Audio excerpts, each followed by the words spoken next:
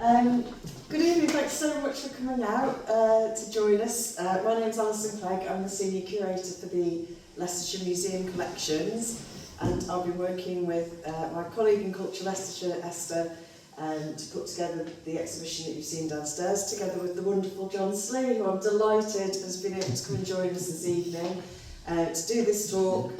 We are doing it to celebrate LGBTQ History Month, but also just to sort of share a bit more about of Jon's knowledge, expertise and enthusiasm with you. So I hope you enjoy it. He's going to talk for about 40-45 minutes and then we'll have time for some questions. I do need to whisk him away to get the train at 8:15, so we have got a time limit, but I'm sure we can do it. So I hope you enjoy it, and yeah, we look forward to questions at the end. Thank you. Good evening, my lovely friends. My name is John, my pronouns are he, him. Please make yourself comfy. You're in our house now and you're very welcome indeed. This exhibition is a culmination of a year's worth of investigation into queer history, LGBTQ+ investigation of the significance of this collection. Being able to stand in front of you a year later, having worked with the team to curate the exhibition downstairs, and to share this in LGBTQ History Month is the most exciting, thrilling thing for me.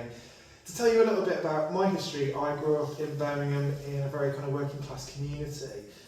My first openly queer experience was really meaningful, and now in the context of our lives and how much the law and society has changed, it seems quite strange to me to look back now, but the first time I ever did something very publicly queer was I bought Gay Times when I was a teenager, but this was the mid-1990s. I was so scared of buying this magazine, I was shaking. And imagine me in a really kind of faded, nasty W.H. Smith and shuffling up to the counter. And I bought 2 newspapers and a magazine and I put Gay Times inside of it just to make sure that nobody saw me buy it. Fast forward 25 years later and I have the privilege to stand in front of you as an openly queer person, being able to celebrate queer heritage in this county. I can't tell you what a joy and a privilege that is, so thank you so much for joining me. A couple of notes before we get going. I'm going to be using the word queer in this space. Queer recognises this term for some is deeply uncomfortable for so many of us. It was a slur that was used against us. Perhaps a word that we're slightly hesitant to use out loud, or we've been worried that it's going to cause offence in others. But it represents discrimination as much as it can represent joy. For so many people I work with and meet now, they use the word queer and identify as queer in such a beautiful, bouncy, happy way. Our aim here is to earn and deserve your trust in the words that we use. We hope to use the word queer for inclusive purposes. It's the most intersectional word that covers so many different identities of so many different people. So for us, it in no way erases other people's identities, particularly LGBTQ+. We use it with positivity and we invite you to be included inside of it. So if I own your time and trust to use that word, I'd like to use it tonight. Notice for you, this session contains images and conversation around themes of prejudice, inequality, violence, colonialism, sexism, homophobia, transphobia and biphobia. That list isn't extensive, but your professional, emotional regard and labour in this space is highly valued by me. Please do take part in any way that's comfortable and mindful of your well-being. George Villiers, 1st Duke of Buckingham, 1619, by Paul van Summer. Now, we've recently discovered it was by the artist Paul van Summer because there's the 2 titles in this exhibition revealing Villiers is first and foremost about the conservation process that we went through on this piece. Now, I don't know if any of you have been into Melton before, or where it previously was in the city centre, and saw the image of Villiers on the wall as it was. It was described to me as a head floating in the middle of nowhere. The light was really harsh on it. The colours had been bleached out, but successive generations, first of dirt, but then harsh varnishing and Victorian conservation techniques meant that over centuries this piece had got dirtier and dirtier and been painted over more and more and more, until the point where we could hardly see anything. When I first had a conversation about this piece, I turned to the curator and I said, wow, look at the table. And I remember the curator went, "What table?" It was so difficult to see. And I put the images side by side so that you can see them. On the left, you've got the unconserved piece, which was really difficult to look at. You couldn't step back away from it. The light was shining on it really brightly. It was quite a strange thing for me because all I could see was this kind of floating, handsome flags with the kind of lace collar underneath it. But instantly I got really, really excited because, again, take me back to that time when I was buying Gay Times hidden in a magazine at W.H. Smith's. That was when I was an undergraduate at university. And in a very faded 1970s textbook, this was one of the images that came up. George Villiers, for me, as a teenager, was my history crush. To see him in person in Melton Mowbray was so exciting for me. And with it, the queer possibility that he carries. So first and foremost, really Villiers was about restoring this piece of art to the quality that queer audiences, contemporary audiences and local audiences deserve this piece to be in. It's as much of a statement of trust and asking for trust as it is in access. Because the museum could have just kept it as it was, this really dark, grimy piece just hanging there. But to tell the queer story inside of it, audiences deserve it to be its best possible quality. There's a couple of really beautiful, tangible moments though that continue to bother me and excite me about this in equal measure. During the conservation process, we discovered the outline. We, for the very first time, realised that the bows and the colour of his ribbons were teal underneath. Prior to that, we had no idea what the colour was, which is why the exhibition downstairs is painted teal for you. But more fundamentally, we started discovering things, the odd order of the garter that he was wearing, the carpet, the table that he's on, the beaver hat, this big stove-top hat that he was wearing underneath. This is an incredibly opulent portrait, and it's for a very good reason, because we meet George Villiers in 1619 at the height of his power. He is unassailed. He is the greatest you will ever find him. He is in what we might consider today to be a queer relationship with King James I of England, 6th of Scotland. He is the series and the latest in what we call favourites. Favourites, I'm going to use as inverted commas. It's the closest historians and curators in the past could bring themselves to say gay, which is quite extraordinary. The lavender language of how it gets parcelled up. They were terribly close friends, business associates. Oh, they got on very well. They shared a bed. Isn't that quirky? No.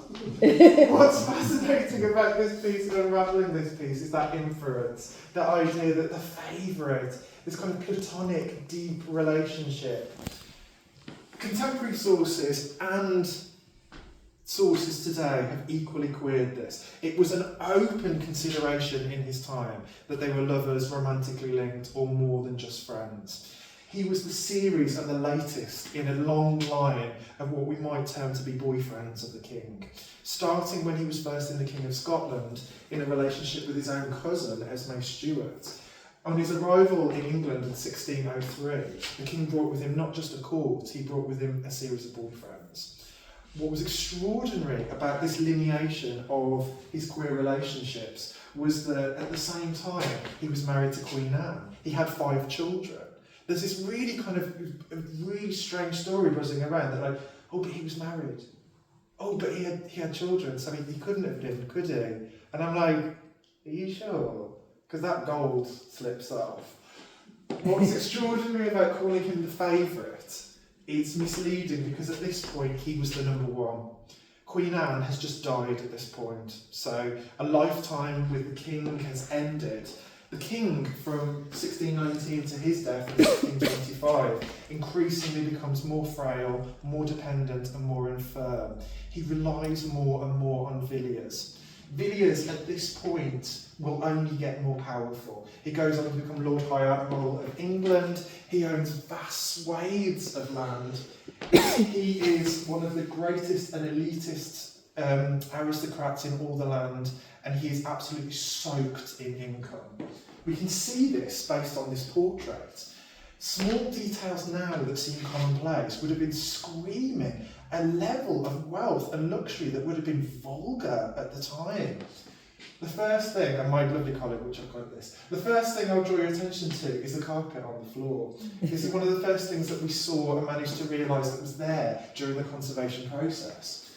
George Villiers is standing on a carpet. That's not unremarkable for us. I'm very lucky to have a carpet in my house today. Carpets, though, in the 17th century were reserved for the elite. They were that expensive and that luxurious. You would keep them on a table or you would pin them on the walls. The idea of walking on a carpet would have been the equivalent of laying a Gucci suit on the floor and then wiping your feet on it. It would have been extraordinary consumption and moment of excess. Wow, you've got a carpet, you're treading on the carpet, but it's woven with gold. You've got the money to do that. Secondly, he's wearing black. Now, we might associate black with a sombre colour, a slimming colour, we might associate it with mourning, for example, we might associate it with chic, we might associate it with elegance. At the time, there was the black dye used in this would have been very, very unstable. In the 17th century, black dye wasn't common at all. What was common in nature was what people wore. So derivatives of nature, so pastels, terracottas, greens, yellows, light blues, anything you could extract from nature would have been what people would have worn, the colours they wore. Black was the most unstable dye you could possibly buy. To have a series of black pieces of clothing that were all black and spotless without the dye shifting and breaking would have been incredible luxury. The elite wore black for a reason, because they were showing off. So this is an automatically, massively wealthy piece, and we've lost that visual language. Uncovering the conservation shows us this detail and reminds us how much this man is showing off and screaming about his level of wealth. Because in 1619, he was at his most powerful. He's got disposable income to spare. It's really unusual to find full-length portraits as well at this time. This was reserved for the very, very wealthy when they were doing so. To have a full-length portrait of Villiers is an incredible piece of fortune for this county, because he's from here.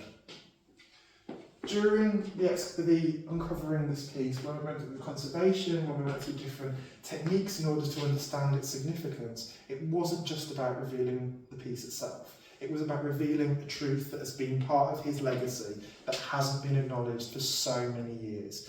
The possibility that he could have been in a queer relationship with a king. I say possibility because I don't think it's my right to out him. I don't think it's my right to say definitely, unless he leaves me a note saying, John, I was really gay. Thank you so much, enjoy your exhibition. I don't have the right to say that. But as a queer person, what I can do is hold possibility for queerness. And I think one of the things that's extraordinary, a willful ignorance, a removal, an erasure, a misrepresentation of the queer life of this man. He was plucked from obscurity to become the close companion of a king. Everything that this man had came as a result of that relationship. What was the nature of that relationship?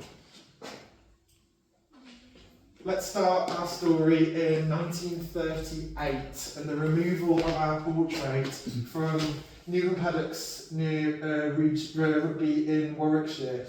That piece on the left is our portrait being sold from its ancestral seat. That's how it enters the collection for the first time. It is bought because George Villiers is a son of Leicestershire. He grew up at Brooksby, 20 minutes away. He was born in very inauspicious circumstances. Now, I grew up in a council house in Birmingham, so I thought he was doing all right for himself. But as the younger son of a second marriage, he stood to inherit very little, if anything. His mother was conscious and aware of that, as was the extended network of his family. So as a youth, he was groomed for friendship, for companionship, to be a courtier, to be sociable. He was sent to France to learn etiquette, to learn French exclusively, to dance, to fence, all the qualities that were attracted or attractive to James I. It wasn't an accident he was put in the king's way. A number of sources reference consciously that the family, and indeed Queen Anne herself, were very keen for George to meet the king. That's an extraordinary thing for me to say. His wife wanted him to have a new boyfriend, but court politics were swirling around. King James was Scottish, and as he brought with him followers, he also brought with him a series of what we might consider to be romantic partners. English courtiers didn't like that, not necessarily because of the queerness, but because they were Scottish. They wanted an Englishman representing English interests in the king's bed. Therefore, arguably, he was engineered to be in the right place at the right time to catch the king's eye. He does this in 1613, 1614, and the king becomes enamoured. To say that they are close is an understatement. He refers to him as my sweet husband. We are contemporary accounts of the king hanging over his shoulders, slavering his face and his mouth with kisses. Just good friends? Brooksby is really close to us, and it's also a really interesting reminder of why we're having this conversation here. Because his queerness, the result of this relationship, transformed the finances of his family. In turn, that transformed the finances of his wider family, Leicester, Leicestershire, and the nation.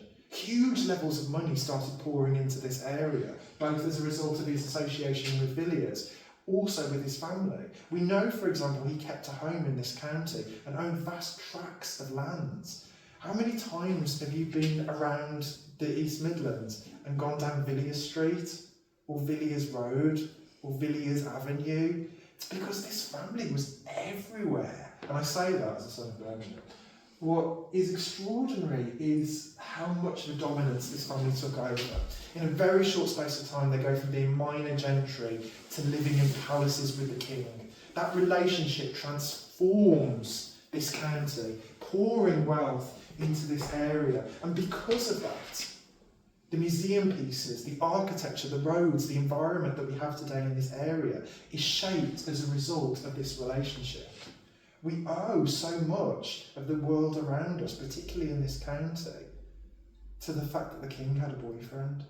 What an incredible moment in history, because through it we recognise a really important point. This is a shot, by the way, of the chapel where we believe Villiers would have worshipped. And I got to walk through that. It was really spooky and moving and beautiful, just as it is for me to see the signature downstairs of Villiers on the will and testament that he signed.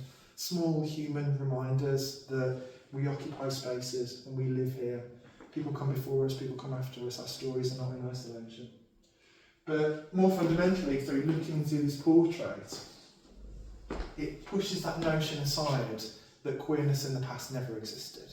So many times I encounter through history or through books this idea that maybe in 1968 things started getting a bit gay, but before then, no, absolutely not. We have always been. We are not side players in history, we are the architects of history. This relationship between George Villiers and the king, regardless of how people interpret that relationship, changed the course of constitutional history. It changed English history. It changed the course of Great Britain. And through international diplomacy, particularly with Spain and France, it changed international history. George Villiers is the most famous person from the 17th century you've never heard of. And there's a really powerful conversation there as to why. In the 17th century, he was one of the most painted people in the whole world. We have multiple portraits of Villiers again and again and again and again and again. He was very conscious of his likeness. He reproduced it a lot of times. Not just because of prestige, he was fit. This man was incredibly handsome by the standards of the time. He was beloved and adored, and he consciously played on that. One of the things that you'll find in our newly restored portrait, which is really exciting, is work your way up from the shoes, and you'll encounter the most famous pair of legs in the 17th century. He was known to be incredibly tall. Bear in mind that the average height for a man in the 17th century at this time was about 5'4", 5'6". We believe Villiers was substantially taller than that. In heels, with his tapered legs that were incredibly muscular from riding horses, fencing, dancing, and being an all-round good egg. One of the things that he plays on, very consciously in these portraits, is the shape of his legs. He sexualises himself in these images. He is the matinee idol in his own show. He's the movie star of the early 17th century, the darling of the court that everybody's talking about. Not necessarily they like him, but they don't want to get on the bad side of him because he's got the ear of the king and possibly the bed as well. Queer history is national history. Our histories don't just stop and start within our own lives. They can change the course of wider history. Orientating that as the idea of George as a queer person growing up in this county, going on to change history, is a story and reminder of the power of this county. This idea that history happens around us and we tend to react. A Leicestershire lad changed 17th century life. Here's James, again at the time, painted roughly at the time when our portrait was made. What was the nature of that relationship? I think holding possibility for more than, I think, is really key. And downstairs in the exhibition you may have noticed that we put some quotes together from the letters between the two men. One of them, which is my favourite one, talks about, I'll remember that time at Farnham when there was nothing between the master and his dog other than the bed's head. To willfully ignore the possibility that could be sexual, to ignore the possibility of romance or a wider connection.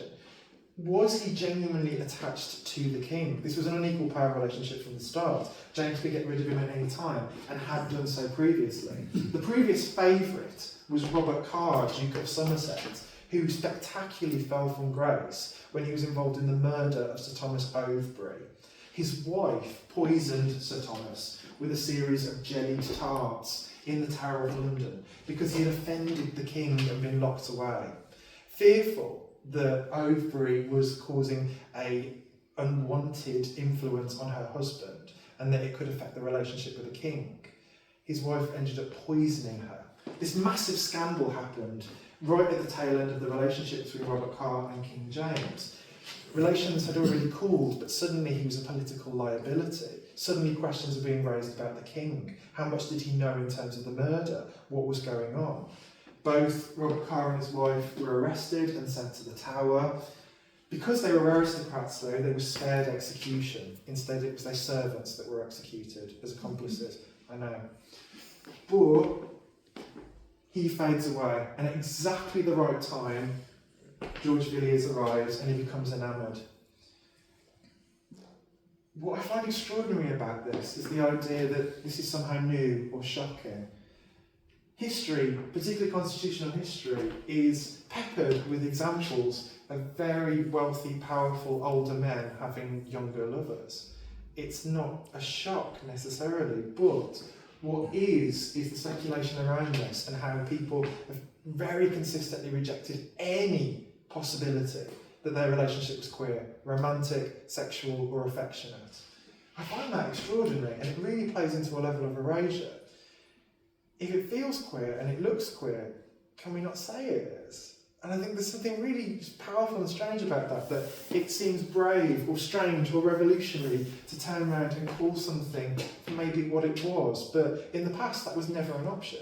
And that was never part of the interpretation around these people.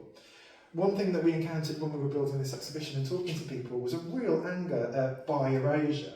That idea that, they were both married to women, so obviously nothing could have happened. And it's like, what about the bias? What about the bias? And I think that level of erasure again and again and again comes up. It's a source of friction, but also power within this story, because consciously, Villiers used his sexuality in order to express who he was. It was quite revolutionary at the time, and as art styles were changing, so too did his depiction of how he did that. We meet Villiers downstairs at a tipping point in art history. From 1619 onwards, we've got amazing Dutch artists like Van Dyck are going to start coming in, and they create a new humanism, a warmth, a glamour, a sexuality, what my nephew would call hard-level riz. inside the portrait, which is so incredible. It's a tipping point not only in depiction but also in art history, and Villiers is on the cusp of that because he carries through. The Villiers story, though, culminates in his 1627, 28, nearly there, in 1628 when he's assassinated. I know, it's a really shocking end to the story but it illustrates the power of this man and the riz attached to him, because he translates beautifully and seamlessly from being the potential lover of the King of England to being best friends with his son, Charles I, who then becomes king. The power and the charisma and the dynamism of this man, to be able to not just trade on his looks, but also his wit, his attachment, his power, to translate seamlessly boyfriend to best mate in 2 generations. An incredibly powerful figure, but absolutely despised by people. Despised by the general populace, not just in terms of his excess, how powerful, how potentially corrupt he was, but also because people were really suffering, particularly people that were being laid off in terms of the navy. People were starving in the streets, we are told, because they weren't being paid. Families weren't being paid, whilst Villiers himself was parading around the country wearing diamonds and pearls. He became such an unpopular figure and figurehead for dissent. He takes on the mantle not just of louch, of lover, of sinner, of spendthrift, but also he takes on the association with the Jacobean court of King James, which was indulgence. We have these repeated narratives that after good Queen Bess, Elizabeth I, dies in 1603, the court descends into drunkenness, spending, wild levels of debt, immorality, murder, dissent, which is true to a certain extent. But he takes on the mantle of that. He becomes an embodiment of what's seen as a corrupt era. Bear in mind that from the 1630s, 40s and 50s, Puritanism sweeps through England. Cromwell takes over, civil war ensues, Christmas is cancelled, no more singing, no more dancing. Suddenly he becomes this symbol of immorality, and a very disgruntled sailor decides to assassinate him. But the mythology of this man lives on, and it's in small little details that have Leicestershire roots that we get to tell this story. I wonder if you noticed downstairs in our very carefully and lovingly curated cases, a copy of The Three Musketeers, the Ladybird book. That's my favourite part of the exhibition, because firstly, it's a reminder of how amazing the staff here were. As they were describing this portrait to people, without any reference or knowing about the Queen connection inside of him, when people were asking, who's that floating head in the dark frame that we can't see? One of the ways they would describe it as, he's the character from The Three Musketeers. He's the Duke of Buckingham. He's the hapless aristocrat that they get you only to rescue and save. This man was so famous and infamous in his lifetime, he's made it into the Ladybird books. One of the things that I find fascinating about that as well is this idea of safety, that it's in a children's book, so it can't hurt us, it can't be scary, it can't be controversial. Ladybird books were from and made in this area. This area has the largest collection of them. It's the home of Ladybird. It seems only right that he's there. But again, why was he forgotten by history? Did history march on so much? Or was it erasure, removal? But he resurfaces today. I wonder if you've seen Mary and George on Sky Arts. If you haven't, oh, it's dead mocky. But Mary and George is a reminder of the power of this man. Telling this story from filmed 2 years ago now, I believe. We are very lucky that we're able to loan some of the costumes that the actor Nicholas Galitzine wore during the production, and that's downstairs as well, mixed with original textiles from our collection from the 17th century, to show the mythology of this man. He continues to inspire. He continues to be fanciable. It's not an accident that they've cast the incredibly handsome Nicholas Galitzine as George Villiers, because this mythology of the man and his relationship continues on. He made it into the Ladybird books. People are still talking about him, writing about him, making productions about him. A lad from Leicestershire that changed the course of history. It feels right and it feels beautiful that we get to tell his story at home, where it began, where his story affected so many.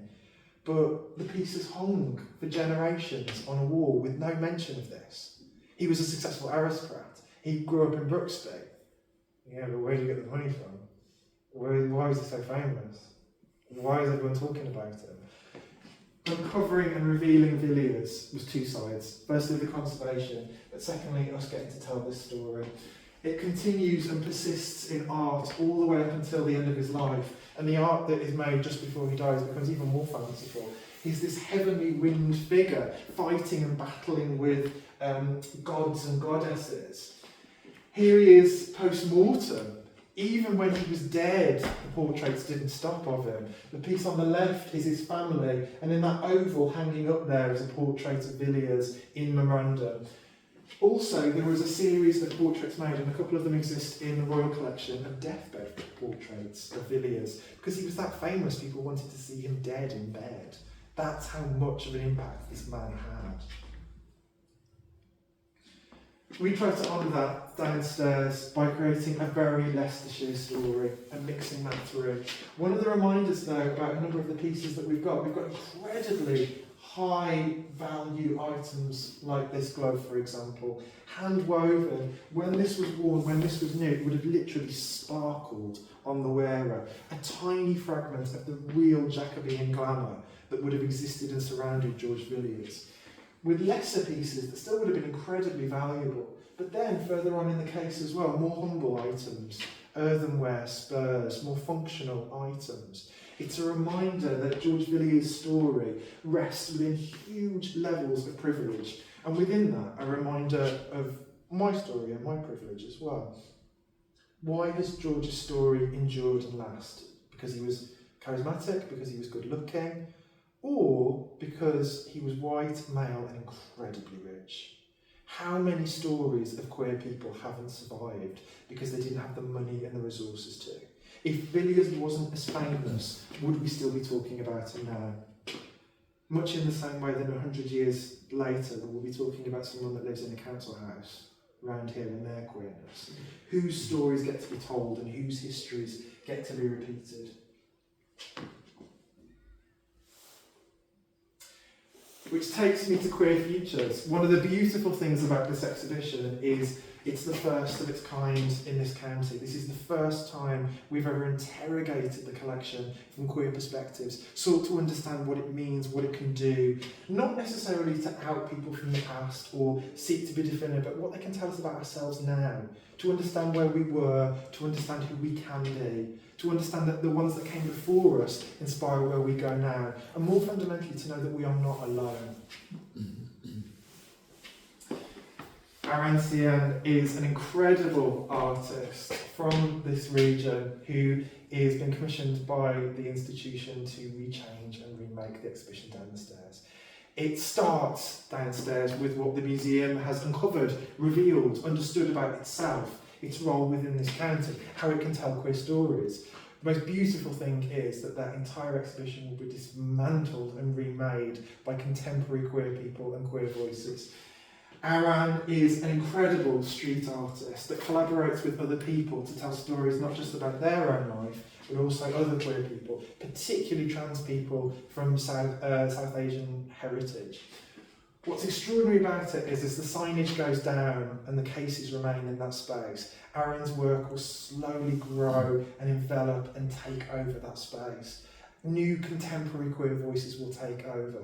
A deficit of history where people have removed, erased, misrepresented queer lives, where in a world of illegality where people couldn't talk about their queerness because it was illegal to do so up until partial decriminalisation in 1967, suddenly we have the opportunity to talk about ourselves using our own resources and our own voices.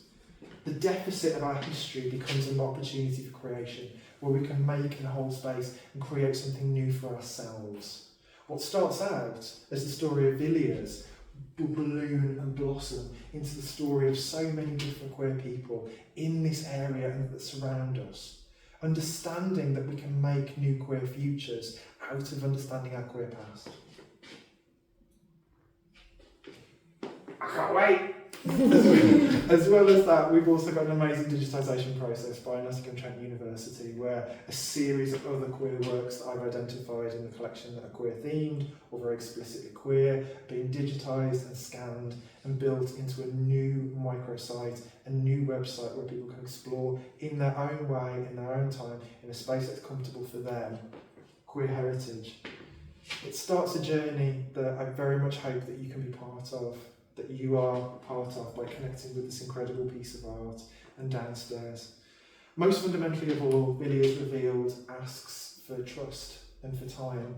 It seeks not to offer answers, but give a space for emotion, to pause, to consider, and to know that by uplifting queer voices, we uplift everybody at the same time. That the stories inside of Villiers Revealed are rooted within queerness, but downstairs, the story is about love and desire and politics and power and belonging and not belonging. To be human, to be cared for, to be lonely, to bask in the glow of who you are, to feel insecure about it. I very rarely meet anybody that doesn't connect to some of those pieces in some way. I so hope that Villiers has connected with you downstairs. Thank you, my lovely friends, for coming, and thank you so much for listening to me.